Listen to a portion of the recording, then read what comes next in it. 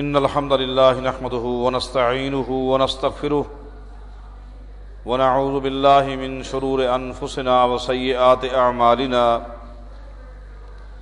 من يهده الله فلا مضل له ومن يضلل فلا هادي له وأشهد أن لا إله إلا الله وحده لا شريك له وأشهد أن محمدا عبده ورسوله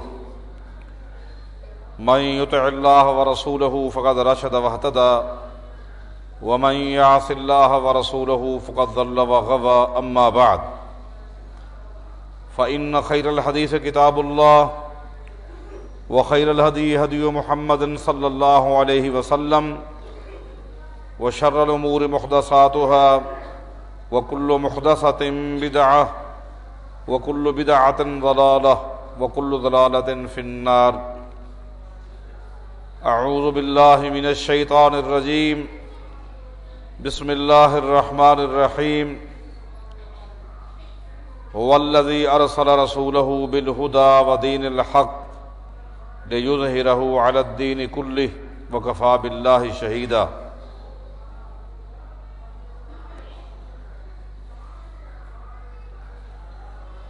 جس وقت مدینہ اسلامی اسٹیٹ اور ریاست بن گئی، رسول اکرم صلی اللہ علیہ وسلم نے اعلان کر دیا کہ اب اس اسلامی ریاست کے اندر جتنی قومیں آباد ہیں سب کو چاہیے کہ وہ حدود اللہ کا احترام کریں،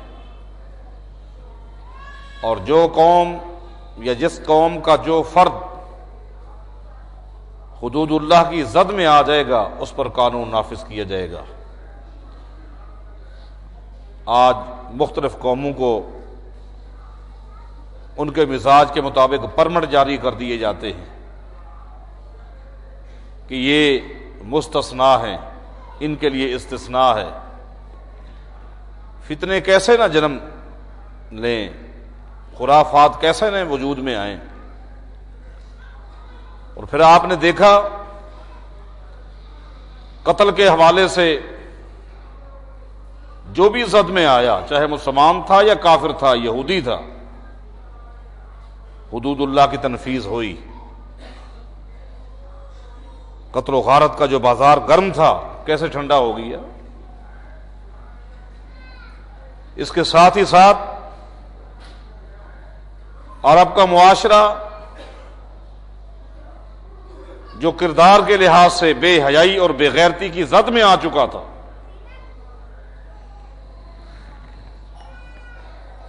بے حیائی اور بے غیرتی کا عالم تو یہ تھا کہ مکہ المکرمہ جو ایک مبارک شہر ہے، اس میں بھی باقاعدہ طور پر الگ طوائفہ کے محلے تھے، تاکہ کسی اجنبی کو تلاش کرنے میں پریشانی نہ ہو۔ الگ بورڈ لگے ہوئے تھے،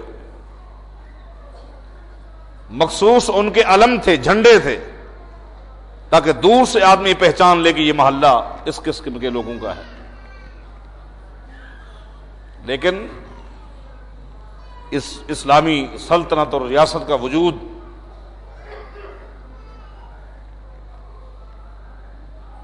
جب عمل میں لایا گیا تو پھر کیا بنا؟ یا تو صورتحال یہ تھی سوق عکاظ، یہ جو آپ سنتے رہتے ہیں کہ سالانہ مشرکین کا میلہ لگتا تھا، یہ سوق عکاظ، اس میں کیا ہوتا تھا؟ ظالموں نے اس میلے کے لیے کس جگہ کا انتخاب کیا ہوا تھا؟ مقدس ترین جگہ عرفات کا انتخاب کیا ہوا تھا۔ یہ ظالم وہاں جا کر یہ میلہ لگاتے تھے، کئی دن تک یہ میلہ چلتا تھا۔ اس میلے میں جہاں بت خریدے جاتے تھے، بت بیچے جاتے تھے اور بہت کچھ ہوتا تھا، اس میں ایک یہ بھی ہوتا تھا، مجلسیں لگتی تھیں اور ہر مجلس کے اندر ایک ایک بندہ اپنے سال کے کارنامے بتاتا تھا، اور مرکزی کارنامہ یہ ہے کہ وہ بتاتا تھا کہ اس سال میں نے اتنے ہزار زنا کیے۔ یہ کارنامے تھے ان کے۔ اتنی مرتبہ میں نے برائیاں کی، یہ کارنامے تھے ان ظالموں کے، بے حیائی، بے غیرتی، غیرت نام کی کوئی چیز نہیں تھی۔ اسلام آیا، حدود اللہ کا احترام اصل بنیادی نقطہ ہی ہے۔ جو بھی زد میں آیا، حتیٰ کہ یہودی یہودیہ کے ساتھ برائی میں پکڑا گیا، کہ ان کے پاس لایا گیا محمد الرسول اللہ کے پاس۔ آج ہمارے مقدمے یہود و نصارہ کی عدالتوں میں ہوتے ہیں، غور کریں، اس وقت یہود و نصارہ کے مقدمے اسلامی عدالت میں پیش ہوتے تھے۔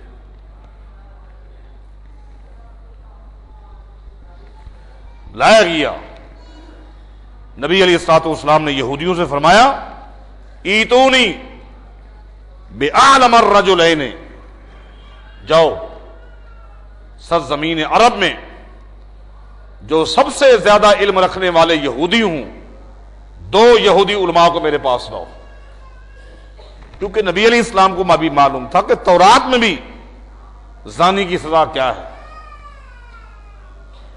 دو علماء کو لایا گیا، اور واقعی وہ عالم تھے، کیونکہ جس وقت نبی علیہ الصلوۃ والسلام نے ان دونوں سے پوچھا کہ کیا تم پوری یہودیت میں سب سے بڑے عالم ہو، تو عالم کبھی بھی نہیں کہتا کہ میں عالم ہوں۔ عالم اپنے آپ کو نہ علامہ کہے گا، نہ شیخ الحدیث کہے گا، نہ شیخ القرآن کہے گا، وہ تو طالب علم کہے گا۔ اس نے کہا کذالک، ان دونوں نے کہا کذالک یزعمون، یہود کا ہمارے بارے یہ گمان ہے کہ ہے، ہمارے پاس علم ہے، ان کا گمان ہے۔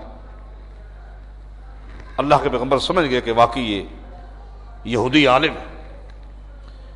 آفنا کہ کیف تجدان امر ہذین فی تورات اللہ، اور ایک حدیث میں آتا ہے آپ نے فناشدہما باللہ الذی انزل التوراۃ علی موسیٰ، نبی علیہ الصلوۃ والسلام نے ان دونوں عالموں سے کہا اس اللہ کی قسم اٹھا کر بتاؤ جس اللہ نے موسیٰ علیہ السلام پر تورات نازل کی تھی، بتاؤ اگر آدمی برائی کرے اس کی سزا تورات میں کیا ہے، تورات میں کیا ہے؟ انہوں نے کہا کہ اذا وجد الرجل مع امرأة فی بیت فیہا ریبۃ فیہا عقوبۃ، تورات میں لکھا ہوا ہے اگر کسی گھر مرد اور عورت پائے جائیں جو کہ غیر محرم ہے اور کوئی بھی نہیں، خالی پتا چلا کہ اس گھر میں یہ مرد بھی ہے ایک عورت بھی ہے، تو فیہا ریبۃ، تورات میں لکھا ہوا ہے اس کو ہم زنا کا حکم تو نہیں دے سکتے لیکن ریبہ ہے، یہ شک ہے، فیہا عقوبۃ، ان دونوں کو نکال کر ڈنڈے مارے جاتے ہیں اور لوگوں کے سامنے ذلیل کیا جاتا ہے۔ وَإِذَا وُجِدَ فِي صَوْبِهَا فِيهَا رِيبَةٌ فِيهَا عُقُوبَةٌ، اور اگر کہیں مرد اور عورت دونوں ایک ہی لحاف میں ملیں کہ ایک ہی لحاف میں سوئے ہوئے ہیں، فِيهَا رِيبَةٌ، تورات میں لکھا ہوا ہے کہ اس کے اوپر بھی قطعی طور پر ہم زنا کا فتویٰ جاری نہیں کر سکتے، یہ بھی ریبہ ہے، شک ہے، فیہا عقوبۃ، ان دونوں کو مارا جائے اور معاشرے کے سامنے ذلیل کیا جائے۔ یہ تورات کی عبارتیں دونوں سنا رہے تھے۔ وَإِذَا شَهِدَ أَرْبَعَةٌ رُجِمَا، لیکن اگر چار آدمی گواہی دیں کہ ہم گواہ ہیں ان دونوں نے زنا کیا ہے، تو پھر تورات میں لکھا ہوا ہے کہ ان دونوں کو رجم کیا جائے گا، سنسار کیا جائے گا۔ جب انہوں نے سنسار کا اعتراف کیا، اب نبی علیہ الصلوۃ والسلام نے ان دونوں سے ایک سوال کیا، فما یمنعکما ان ترجموہما، جب تمہاری تورات میں لکھا ہوا ہے اگر وہ شادی شدہ ہیں اور برائی کریں ان کو سنسار کیا جائے گا، تو سنسار تم کیوں نہیں کرتے؟ آج اسلامی سلطنت کا وجود آ چکا ہے، یہ غلط چیز ہے۔ اس سے پہلے تمہارے معاشرے میں زنا عام ہے، بدکرداری عام ہے، تورات موجود ہے، علماء موجود ہیں، یہ تورات کو ماننے والے لوگ موجود ہیں، عمل کیوں نہیں کرتے؟ ان دونوں نے کیا جواب دیا؟ بڑا قابل غور ہے۔ اللہ اکبر، بڑا قیمتی جواب ہے جو ان دو یہودی عالموں نے دیا تھا محمد اور رسول اللہ صلی اللہ علیہ وسلم کو۔ کہنے لگے کہ تورات موجود ہے، تورات کا علم رکھنے والے بھی موجود ہیں، یہودی موجود ہیں، لیکن ہم عمل کیوں نہیں کرتے؟ اس کی وجہ صرف ایک ہے، ذہب سلطاننا، وہ یہودی حکمران جن یہودی حکمرانوں کے دل میں تورات کی غیرت موجود تھی وہ فوت ہو گئے۔ اب آپ تہ تک چلے جائیں کہ وہ یہودی حکمران، تورات موجود ہے، علماء موجود ہے، یہودی موجود ہے، لیکن وہ یہودی حکمران جن یہودی حکمرانوں کے دل میں تورات کا احترام تھا وہ فوت ہو گئے۔ جن حکمرانوں کے دل میں تورات کی غیرت تھی وہ فوت ہو گئے۔ اللہ اکبر کبیرہ۔ اس کا مطلب یہی ہوا، آج بھی ہم دیکھتے ہیں قرآن موجود ہے، مسلمان موجود ہیں، قرآن کا علم رکھنے والے علماء موجود ہیں، عمل کیوں نہیں ہے؟ وہ حکمران نہیں ہیں جن حکمرانوں کے دل میں قرآن کریم کا احترام اور قرآن کریم کی غیرت موجود ہو۔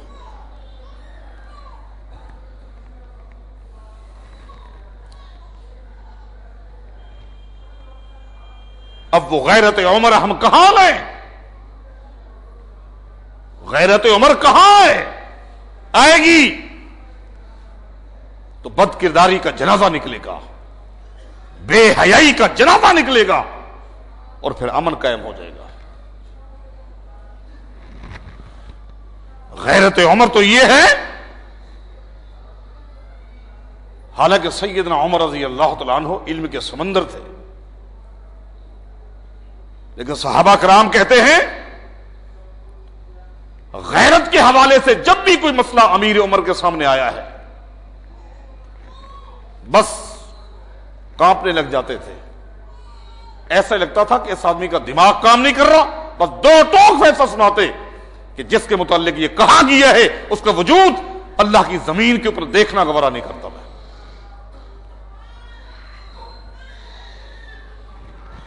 ایسا لگتا تھا کہ تدبر ختم ہو گیا ہے،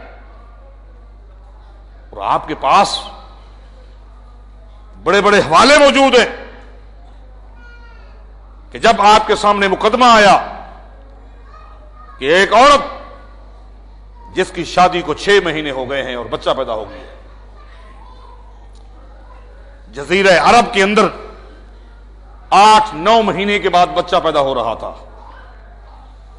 یہ پہلا بچہ ہے جو 6 مہینے کے بعد پیدا ہوا ہے، مقدمہ آ گیا،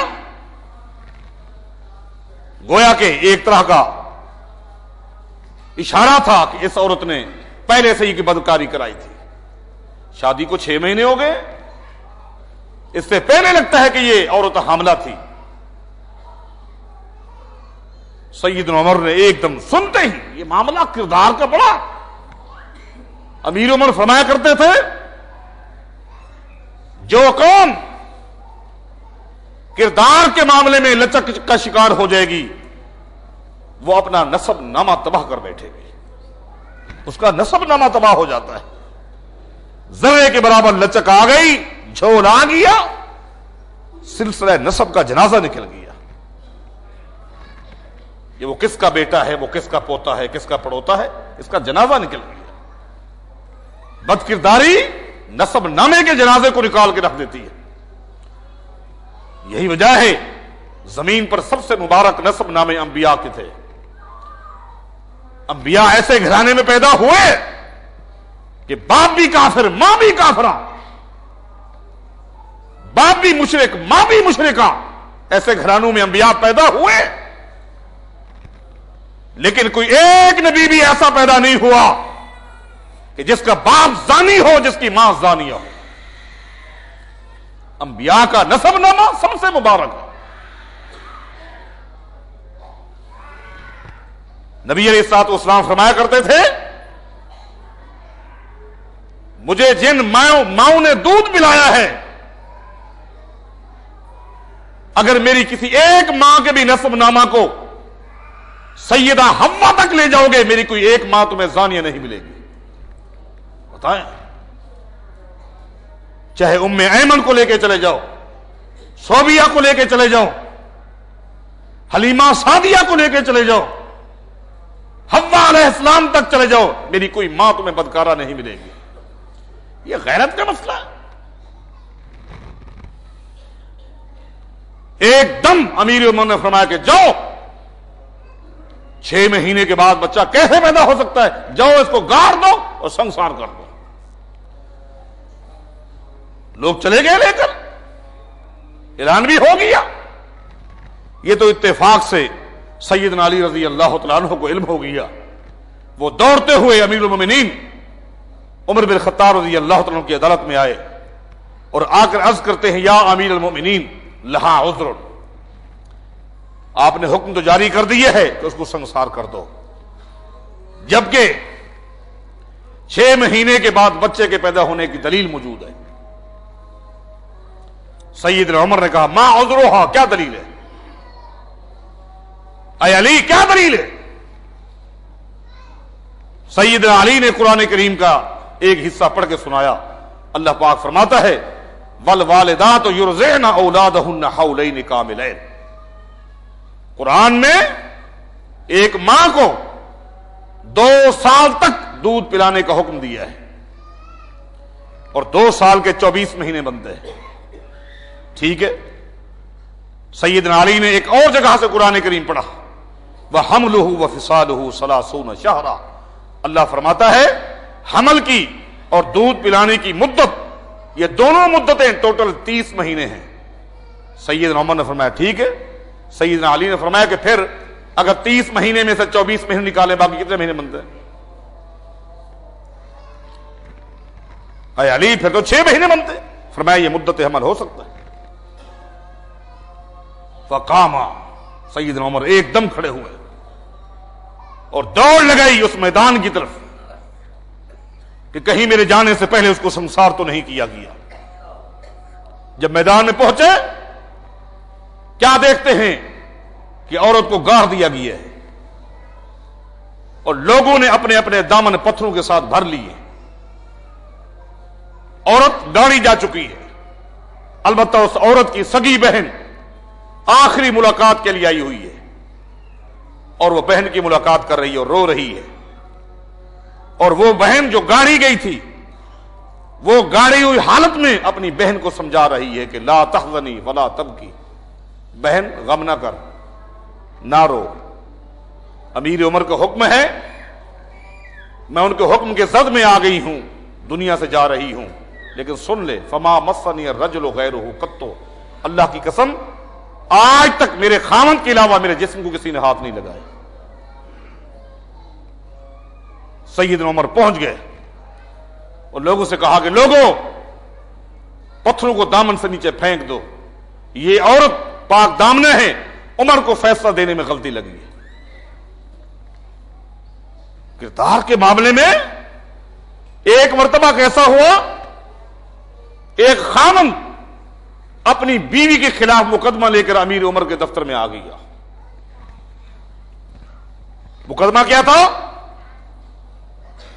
کہ میں سفر پہ گیا تھا اور 2 سال کے بعد واپس آیا۔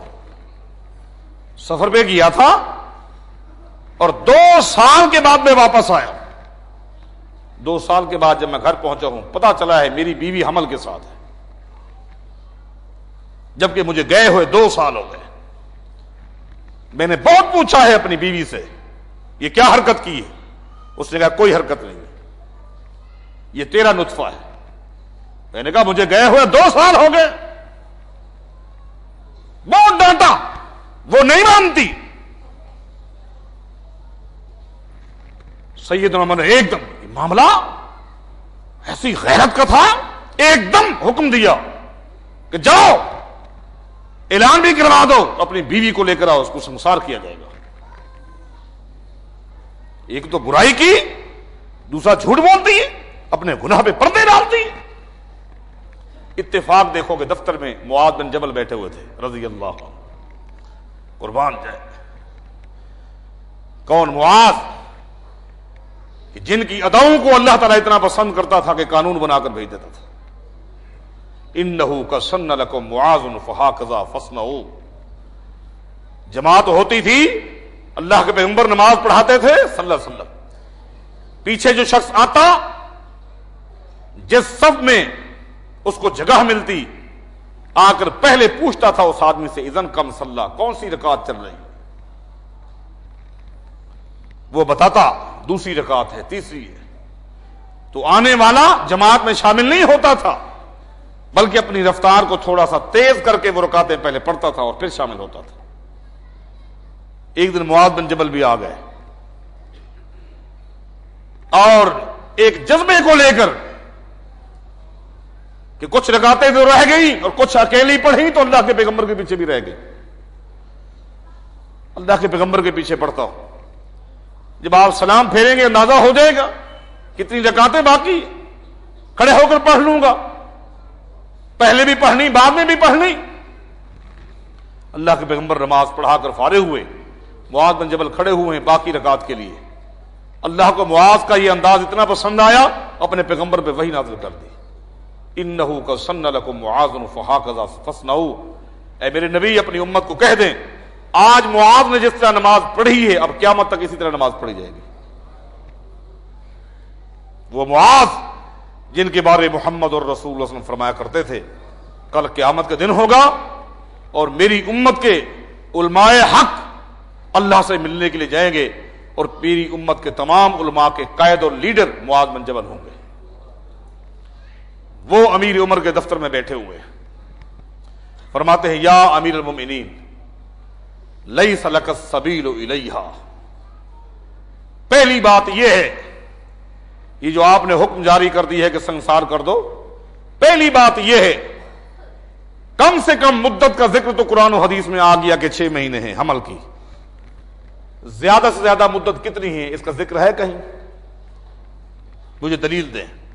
معاذ بن جبل دلیل مانگ رہے ہیں عمر بن خطاب سے کہ کم سے کم مدت 6 مہینے، قرآن سے ثابت ہے۔ زیادہ سے زیادہ کیا مدت ہے کہیں ذکر؟ 9 مہینے ہے، 10 مہینے ہے، 12 مہینے ہے، 1.5 سال ہے، 2 سال ہے، کوئی ہے؟ سیدنا عمر کا پسینہ نکل آیا، دلیل دے، کہاں ہے؟ معاذ دلیل تو نہیں ہے۔ پھر اگر حد بندی ہوتی تو پھر بات ہے۔ دوسری بات یہ ہے، معاذ بن جبل فرماتے ہیں وہ عورت تو نہیں مان رہی، اگر وہ مان بھی جائے کہ میں نے برائی کی ہے تب بھی آپ اس وقت تک سنسار نہیں کر سکتے جب تک کہ وضع حمل نہ ہو۔ لقد کان لکم فی رسول اللہ اسوۃ حسنہ۔ اللہ کے پیغمبر کی زندگی ہمارے لیے آئیڈیل ہے۔ وہ خاتون آئی تھی، اس نے اعتراف کیا تھا، پھر بھی اللہ کے پیغمبر نے فرمایا جا، جب تک کہ بچہ پیدا نہ ہو حد نہیں لگائی جائے گی۔ آپ نے سنسار کا اعلان کر دیا۔ قربان جائیں، حکمران بھی دین کا احترام کرنے والے، علماء بھی دین کا احترام کرنے والے۔ علماء بھی بادشاہوں کے خوشامدی نہیں تھے، چمچے نہیں تھے، ان کی ہاں میں ہاں ملانے والے نہیں تھے۔ حکمران بھی غیرت مند تھے، مسلمان علماء بھی غیور تھے، مسلمان عوام بھی غیور تھے۔ اب ہر طبقے میں غیرت کا جنازہ نکل گیا۔ کیا کروں اے معاذ، کیا کروں؟ فرمایا کہ اترو، کہا اس مقدمے کو رہنے دو حتی ولدت، جب تک کہ بچہ نہ پیدا ہو، انتظار کرو۔ ٹھیک ہے، فترہ کہا عمر، سیدنا عمر نے اس مقدمے کو چھوڑ دیا۔ کچھ دنوں کے بعد وہی شخص آیا جو اپنی بیوی کے خلاف مقدمہ لے کر آیا، وہ آیا، اس نے کہا کہ اے ام المؤمنین انہا قد ولدت غلاما، میرے گھر میں لڑکا پیدا ہوا ہے، پہلی بات یہ ہے کہ اللہ کی قسم 100% میری شکل ہے، 100% میری شکل ہے، اور دوسری بات یہ ہے بچے کا وزن تو مختصر ہے لیکن بچے کی عمر اتنی ہے کہ انہا نبتت ثنایا، حتیٰ کہ اس کے دانت بھی نکل آئے، پیٹ میں کیوں سکڑ گیا؟ وجود مختصر ہے لیکن اس کی عمر اتنی ہے کہ اس کے دانت بھی نکل آئے۔ سیدنا عمر کی آنکھوں میں آنسو آ گئے، فرمایا کہ عاجز النساء ان یلدن مثل معاذ، کوئی خوش قسمت ماں ہی معاذ بن جبل جنتی ہے، لولا معاذ لہلک عمر، اگر اس دن معاذ میرے دفتر میں نہ ہوتا تو عمر برباد ہو چکا ہوتا۔ دوستو، میرے بھائیوں، میری بہنوں، اسلامی معاشرہ ہو اور یہ بدامنی، قتل و غارت، بدکرداری، بے حیائی، قوموں کو پرمٹ جاری کر دیے جائے، اس یہودی کو بھی سنسار کر دیا گیا، اس یہودیہ کو بھی، پھر بے حیائی کے دروازے بند ہوئے کہ نہ ہوئے؟ یہ ہے اللہ کے پیغمبر کے فیصلے جات، ان کی عملی شکل اور معاشرے کا امن۔ اللہ ہم سب کو نصیب فرمائے۔ ان الحمد للہ نحمدہ ونستعینہ ونستغفرہ ونعوذ باللہ من شرور انفسنا وسیئات اعمالنا، من يهده الله فلا مضل له ومن يضلل فلا هادي له، واشهد ان لا اله الا الله وحده لا شريك له، واشهد ان محمدا عبده ورسوله۔ اللهم صل على محمد وعلى آل محمد كما صليت على إبراهيم وعلى آل إبراهيم إنك حميد مجيد۔ اللهم بارك على محمد وعلى آل محمد كما باركت على إبراهيم وعلى آل إبراهيم إنك حميد مجيد۔ أما بعد، فإن أحسن الكلام كلام الله، وأحسن الهدي هدي محمد صلى الله عليه وسلم، وشر الأمور محدثاتها، وكل محدثة بدعة، وكل بدعة ضلالة، وكل ضلالة في النار۔ دعا کریں ہمارے جتنے دینی بھائی، دینی بہنیں فوت ہو گئی ہیں، اللہ انہیں معاف فرما، اللہ انہیں قبر کے عذاب سے بچا اور جہنم کی آگ سے بچا۔ مریضوں کے لیے دعا کریں، اللہ تمام بیماروں کو صحت کاملہ عاجلہ عطا فرما، اللہ مسلمانوں پہ رحم فرما، مسلمانوں کو اتحاد نصیب فرما، اللہ اس ملک کو جس مقصد کے لیے بنایا تھا اس کی تنفیذ کی توفیق عطا فرما، اس ملک کے ایک ایک شہر کو، بالخصوص شہر کراچی کو امن کا، سکون کا گہوارہ بنا دے۔ اے اللہ ہماری دنیا میں بہتر بنا دے، ہماری آخری بہتر بنا دے، دنیا اور آخرت کی عزت نصیب فرما اور ذلتوں سے محفوظ فرما۔ سبحان ربک رب العزت عما یصفون۔